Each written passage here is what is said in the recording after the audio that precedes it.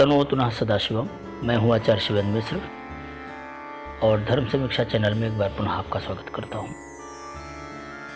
पिछले व्याख्यान में आपने शिक्षा और कल्प नामक वेदांगों की उपयोगिता के बारे में जाना। इस व्याख्यान में हम व्याकरण से संबंधित विचार करेंगे, क्योंकि व्याकरण को वेदों का मुख कहा गया है। व्याक्रियन्ते शब्दा अनेन इति व्याकरणम। इस व्युत्पत्तिजनक वाक्य का अर्थ है शब्दों या पदों की व्याख्या करने वाला शास्त्र जो है उसे व्याकरण कहते हैं। अब चूंकि व्याख्या करना काम वाणी का है और वाणी का उद्गम मुख है, इसलिए व्याकरण को वेदों का मुख कहा गया है। शुद्ध उच्चारण शिक्षा शास्त्र का विषय है, यह आपने पिछले व्याख्यान में जाना ही है। अब उच्चारित शब्द, पद या वाक्य का शब्द परक यथार्थ अर्थ क्या हो, यह विषय व्याकरण का है। तो इस तरह शिक्षा और व्याकरण एक दूसरे के अंगांगिभावी हैं, परंतु शिक्षा जहाँ उच्चारण पद्धति से संबंधित विशिष्ट तत्व है, वहीं व्याकरण सार्वभौमिक तत्व है। तो शिक्षा वेदों के अनुसार बटी है, जबकि व्याकरण आदि का व्यवहार सभी वेदों में एक समान होता है। व्याकरण का जो उद्देश्य है वो महर्षि पतंजलि ने महाभाष्य में कहा है, रक्षोहागमलघ्व संदेहा प्रयोजनम। रक्षा, ऊह, आगम, लघु और असंदेहता व्याकरण का प्रयोजन है। अब देखिए, ये तो सूत्र है। अब इस सूत्र को समझिए। रक्षा, रक्षोहागम, रक्षा, ऊह, आगम। तो रक्षा क्या है, ऊह क्या है, आगम क्या है, लघुता क्या है और असंदेहता क्या है, इन बातों को समझ लेना चाहिए, तो व्याकरण का उद्देश्य स्पष्ट हो जाएगा। रक्षा का अर्थ है पदों की रक्षा से। पद शब्द व्याकरण में शब्द मात्र के लिए प्रयोग होता है। हालांकि बाद के शास्त्रों में कहीं कहीं पद शब्द वाक्यों के लिए भी प्रयोग किया गया है, लेकिन व्याकरण में पद शब्द का अर्थ है शब्द मात्र। तो पद की शुद्धता का संरक्षण करना या शब्द शुद्धता का संरक्षण करना व्याकरण का प्रथम उद्देश्य। ऊह, ऊह क्या है? संभवासंभव परिवर्तन को ऊह कहते हैं।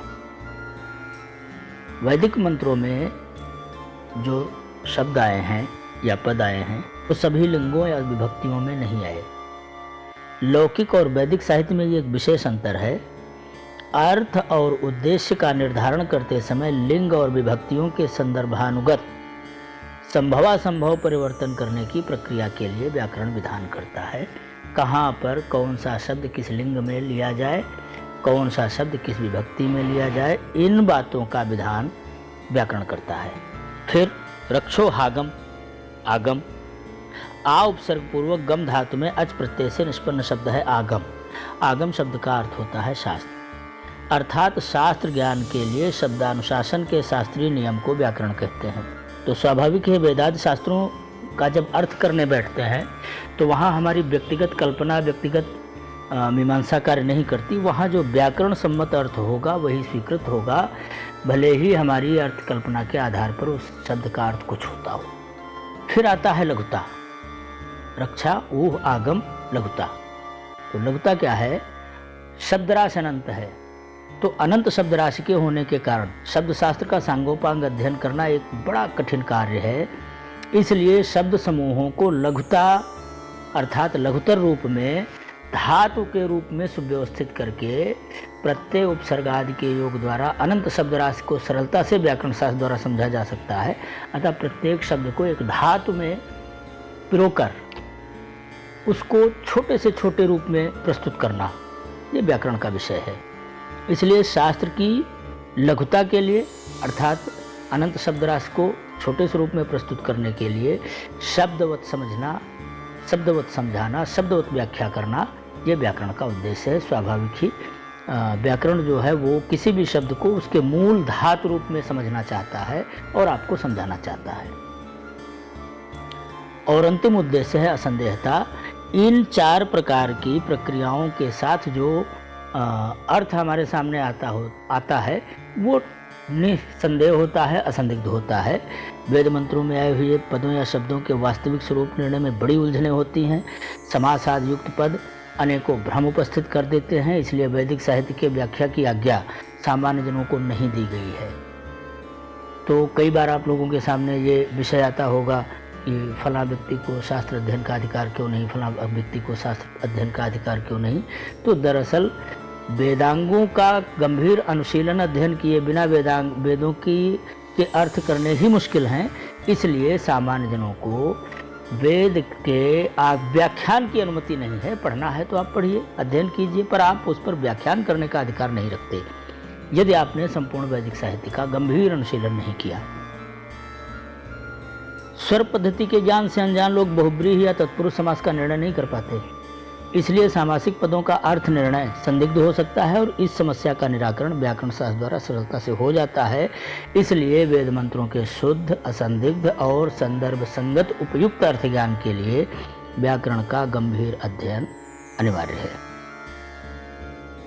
अब वैदिक कालीन व्याकरण का मूल स्वरूप क्या था, ये आज तक जाना नहीं जा सका। अपनी अपनी अटकलें हैं, अपनी अपनी संभावनाओं के तर्क हैं। ऐन्द्र व्याकरण, चांद्र व्याकरण, काशकृष्ण, आपिशल, शाकटायन, पाणिनि, अमर, जैनेन्द्र, ये 8 व्याकरणाचार्यों के नाम हमें प्राप्त होते हैं। लेकिन उपलब्धता की दृष्टि से, सांगोपांग उपलब्धता की दृष्टि से हमारे पास मात्र पाणिनि व्याकरण ही आज सुसंबद्ध रूप से उपलब्ध है। तो जो पाणिनि का अष्टाध्यायी है, इस पर कात्यायन का वार्तिक है।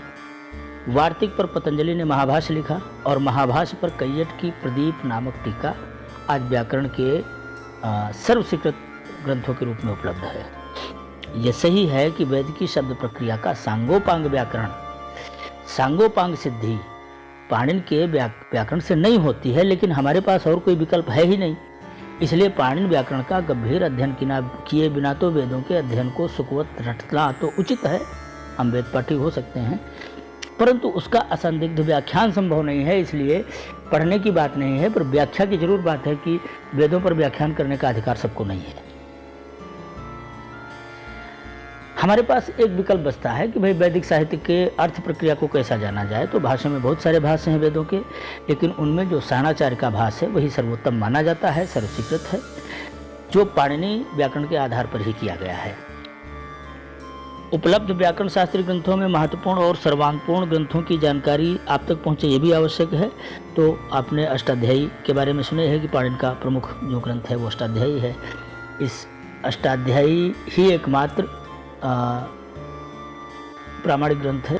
अष्टाध्यायी पर ही काशिकावृत्ति नाम की टीका कश्मीरी पंडित जयादित्य और बामन ने मिलकर लिखी है, नाम है काशिकावृत्ति। और काशिकावृत्ति पर न्यास लिखा, न्यास का अर्थ होता है व्याख्या करना, तो न्यास ग्रंथ लिखा पद्मंजरी नाम से दक्षिण भारतीय विद्वान हरदत्त जी ने। अष्टाध्यायी पर कात्यायन जी ने वार्तिक लिखा और पतंजलि ने लिखा महाभाष्य। तो आचार्य भर्तृहरि ने भी एक व्याकरण ग्रंथ लिखा है जो अष्टाध्यायी पर ही आधारित है, लेकिन वो व्याकरण की दार्शनिक पृष्ठभूमि प्रस्तुत करता है, नाम है वाक्पदी।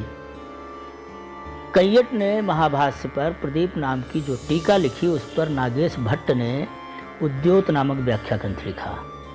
अध्ययन की दृष्टि से और पदों की सिद्धि मात्र से संबंधित सूत्रों कर एकत्र करके भट्टोजी दीक्षित जी ने सिद्धांत कौमुदी और शब्द कौस्तुभ और मनोरमा नामक ग्रंथ भी लिखा।